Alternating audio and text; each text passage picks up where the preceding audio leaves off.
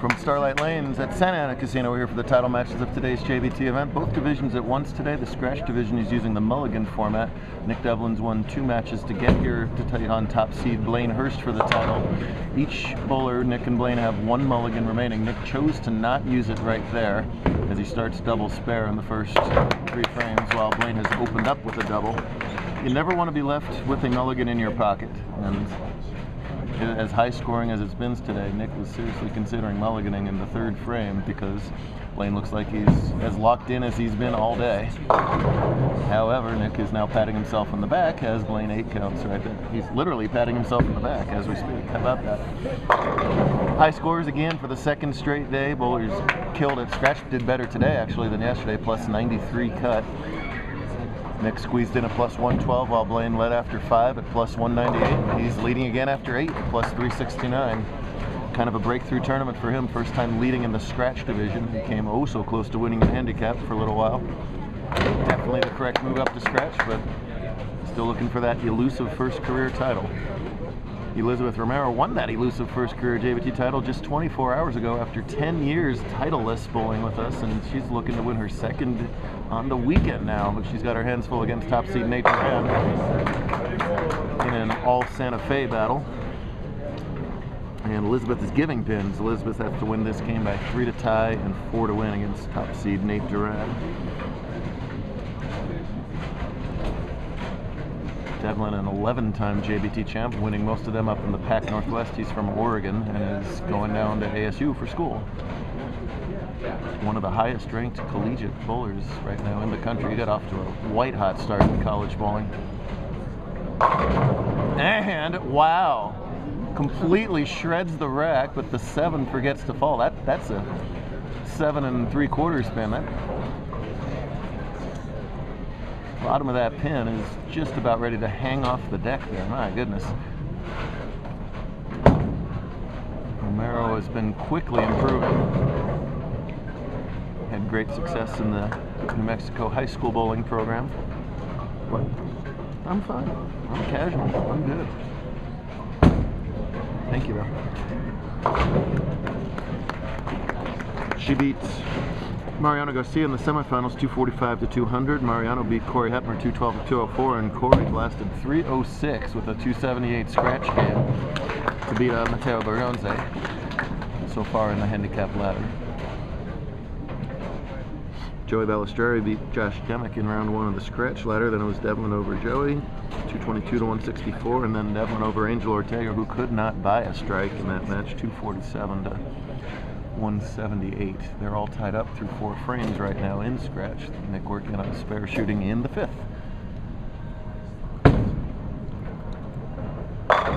Pretty nice ball right there. Elizabeth with that great follow through. And gets that late hit to mix up.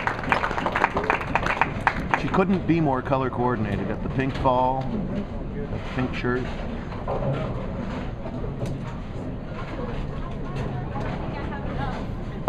Nate, a 2-time JBT champ, so he knows how to win.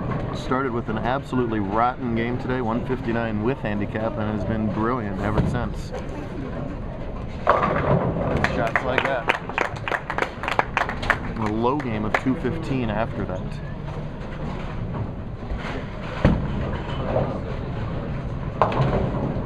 Blaine scuffling a little here in the right-hand lane the last couple frames. Got to be a nervous situation for him. First time leading a scratch event. A lot of people sticking around to watch on a Sunday afternoon. Love that. Nate with a lot of hand. Just crunches those pins. Thanks as always to the team here at Starlight for hosting us.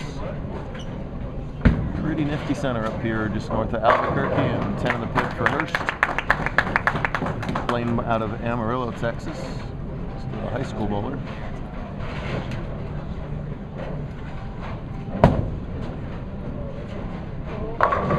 And gets that 5 pin to tilt out again. Boy, she's been carrying her light hits very well both days. She had a high game of 257, which she needed to help get into the cut. She was outside the cut line after game 4 through that big game 5, and just kept on going from there.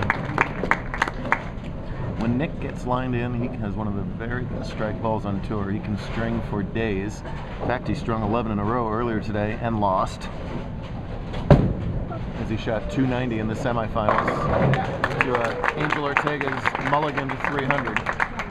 So check that situation out. He shoots 290 and loses, but he gets on the honor roll, and the person who beat him doesn't, because Angel had a Mulligan in his perfecto. No natural perfect games today. Oh yeah. That one a little left and it gets the light hit. I think you're at the point now where if you miss, you have to use your mulligan. Either bowler has got to think the other bowler is more than capable of striking out from here. If Blaine doesn't strike here and doesn't mulligan, the best he could do is 238. However, beautiful shot, so he doesn't have to worry about that for one more time, but I mean, the same thing still applies. So in this frame, if he doesn't strike and doesn't use a mulligan, the best he can do is 237. So it really didn't really change the situation much. That strike. This next one keeps all the pressure on Nick, puts him in the 220, puts Hurst in the 220s, and essentially ties up the match on the scoreboard. So this is a really big shot for Blaine here in the 8th. High game of 267 was the last game of match play, so he's had a good look late. And another 10 on the pit. Wow. For the only non-champion bowling right now, he is performing wonderfully. That ball's got a hook. No, the 2 pin's wiggling. And this time it stands up.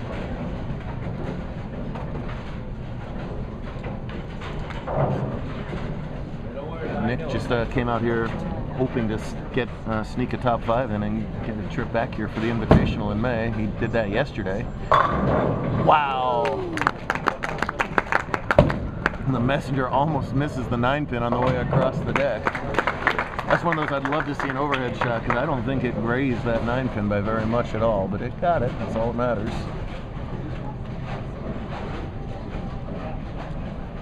And without question now, when and if either of these bowlers miss again, they will use their mulligan.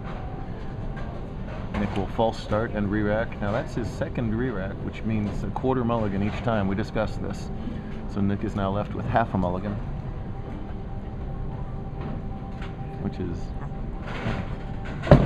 half a load of business right there is what that is. Oh, a high hit for Liz, and she was going to wish she had a mulligan right there. That's a bad time for a really difficult split, 4-7-10. Stands up a little bit, but labels it. Liz is going to give this a little bit of a run here, but catches too much of the 4, so she's got 152 through 8s. 7. Duran would be in the 170s without a strike through 8, so he's in really good shape right now. He could finish this match off with strikes in the 8th and 9th. Blaine doesn't strike there, he has to use his mulligan. He is obviously aware of it. Nate puts 10 more back, showing why he's the top seed. Went 209, 237, 241 scratch in the semifinals. 78, 682 on a 175 average. Yeah, that'll usually make you top seed. Hold it down, Blaine. Blaine, hold it down.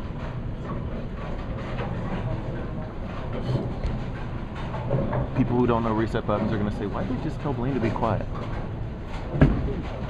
Well, that one's wide. It comes way back. That's what you throw all that power for.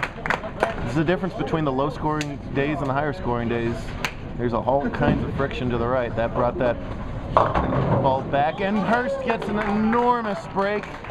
Uses the only mulligan he had. He threw it worse, but got a huge break to get the 6 pin out on that one. Keeps him alive, very much alive in the match. That's a game-changing break right there. My goodness. That was just about lights out if that 6 pin didn't somehow get tripped. Liz is unfortunately near lights out territory herself. If it stays that way, what a weekend for Romero, 1st and 2nd.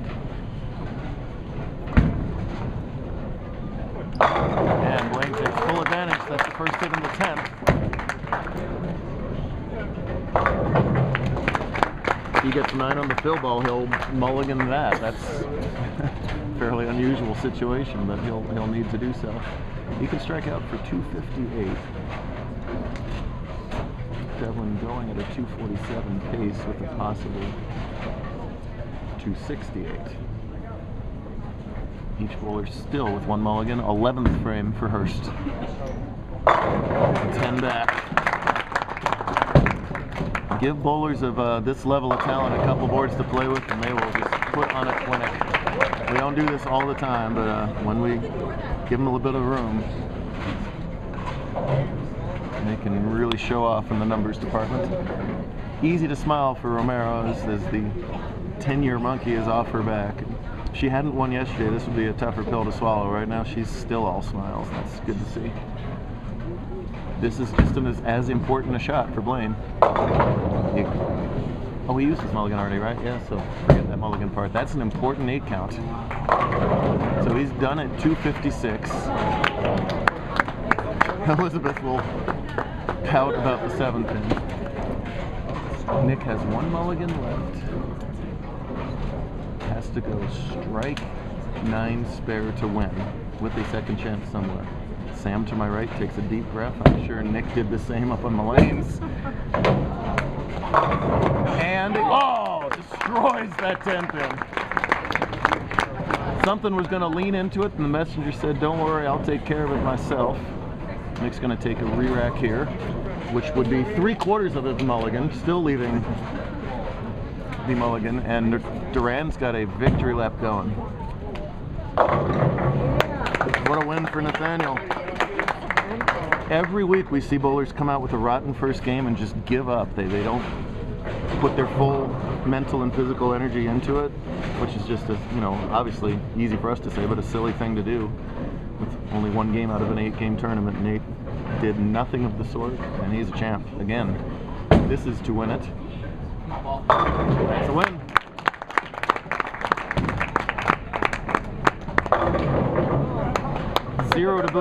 Zero to be ashamed of for Blaine Hurst. He bowled brilliantly in his first career scratch title match. He does that, he's going to win a lot of them. But this guy has won a lot of them, and he's got a dozen of them now, putting him, I believe, 1 ahead of his ASU teammates, who are all in a 3-way dogfight for titles, right? That's ahead of Russ, right? You have anything to say to Russ? Actually, I'm tied with Harley. And tied with Harley. And now 2 ahead of Russ. Oh. Bring it on at rest of ASU. Very nicely done. Great stuff out of all 4 finalists. We'll mosey on down to Phoenix and do it again in 5.5 days. We'll see you then.